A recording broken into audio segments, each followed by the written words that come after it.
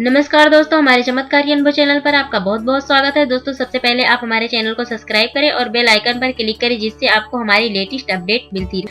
Hello दोस्तों, आप सब कैसे हैं। आशा करती हूँ कि आप सभी अच्छे होंगे। दोस्तों, मलमास की पुरुषोत्तम एकादशी कब है, जाने इसका महत्व। जाने पद्मिनी एकादशी की कथा, महत्व, मुहूर्त और पूजा विधि। आश्विन मलमास की शुक्ल पक्ष की एकादशी को पद्मिनी या कमला एकादशी के नाम से जाना जाता है। मलमास या पुरुषोत्तम मास में पड़ने के कारण इसे पुरुषोत्तम एकादशी के नाम से भी जाना जाता है। इस बार यह शुभ तिथि 27 सितंबर दिन रविवार को है। भगवान विष्णु का यह महीना बेहद पवित्र माना जाता है और इस माह में एकादशी का पड़ना विशेष संयोग है। इस व्रत को करने से महालक्ष्मी का आशीर्वाद भी प्राप्त होता है। शास्त्रों में बताया गया है कि 12 महीने में जितनी भी एकादशी पड़ती हैं, अगर आपने किसी भी एकादशी का व्रत नहीं किया है तो पुरुषोत्तम एकादशी का व्रत करने पर शेष एकादशी का व्रत करने के समान फल मिलता है। तो दोस्तों, आइए जानते हैं इस एकादशी का महत्व। 3 साल में एक बार पड़ती है ये एकादशी। हर साल 24 एकादशी पड़ती है, लेकिन इस बार अधिक मास यानी मलमास जुड़ जाने से 26 एकादशी हो रही हैं। मलमास में पहले 27 सितंबर को पुरुषोत्तम एकादशी और 13 अक्टूबर को परम एकादशी मनाई जाएगी।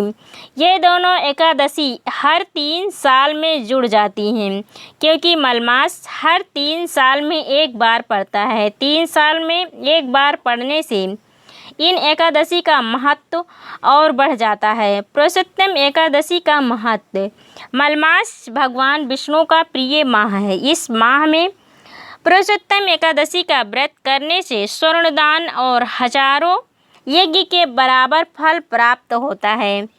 साथ ही मृत्यु के बाद मोक्ष भी प्राप्त होती है। साथ ही यह व्रत मनोरथ पूर्ति के लिए भी शुभ माना गया है। दोस्तों, ऐसा माना जाता है कि जो भी भक्त भगवान विष्णु की असीम कृपा प्राप्त करना चाहते हैं, उनको पुरुषोत्तम एकादशी का व्रत जरूर करना चाहिए। ऐसा करने से उनकी सभी मनोकामनाएं पूर्ण हो जाएंगी। एकादशी के शुभ मुहूर्त। एकादशी की तिथि 26 सितंबर को शाम 7 बजे।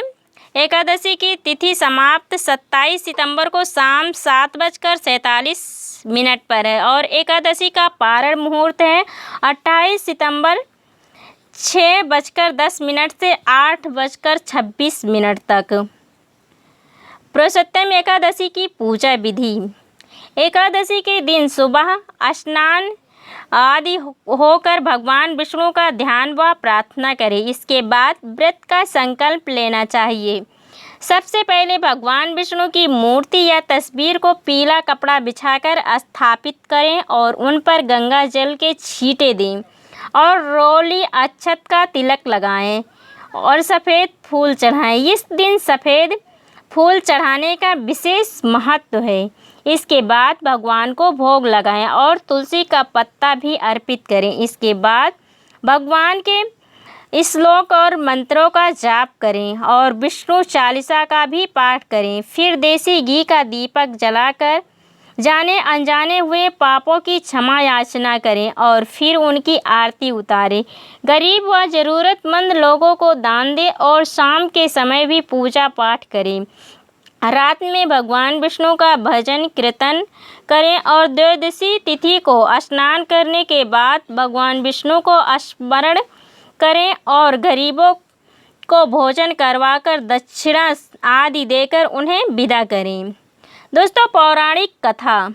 पौराणिक मान्यताओं के अनुसार त्रेता युग में महिष्मतीपुरी के कार्तिवीर नामक राजा राज्य करते थे। राजा कार्तिवीर बहुत पराक्रमी थे और उनकी 1000 पत्नी थी, लेकिन कोई संतान नहीं थी। उनको चिंता सताने लगी कि मेरे बाद इस राज्य को कौन संभालेगा। इस बात को लेकर राजा रानी काफ़ी परेशान रहते थे। उन्होंने कई कठोर तप और धर्म कर्म कार्य किए, लेकिन कोई सफलता नहीं मिली। एक दिन रानी देवी अनुसुईया से इसका उपाय पूछा। तब देवी अनुसुईया ने मलमास में पड़ने वाली पुरुषोत्तम एकादशी का व्रत करने के लिए कहा। देवी ने बताया कि मलमास में भगवान विष्णु का प्रिय माह और इस माह में पड़ने वाली पदामिनी एकादशी का व्रत करने से सभी इच्छाएं पूरी हो जाती हैं। राजा और सभी रानियों ने इस व्रत को किया।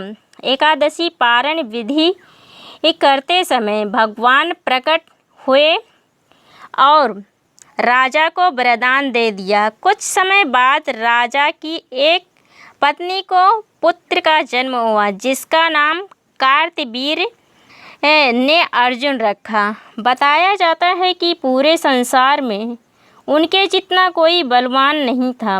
वह बालक आगे चलकर सहस्त्रबाहु कार्तवीर्य अर्जुन के नाम से जाना गया। भगवान श्री कृष्ण ने युधिष्ठिर को इस एकादशी की महत्ता बताते हुए कहा कि मलमास में पड़ने के कारण यह एकादशी सबसे ज़्यादा पवित्र और फलदायी होती है। दोस्तों, अगर आपको हमारी वीडियो अच्छी लगे तो अपने परिवारजनों और दोस्तों में ज़रूर शेयर करें। चैनल पर नए हैं तो सब्सक्राइब करना ना भूलें, ताकि आने वाली वीडियो की सभी नोटिफिकेशन आपको मिलती रहें। ओम नमः शिवाय।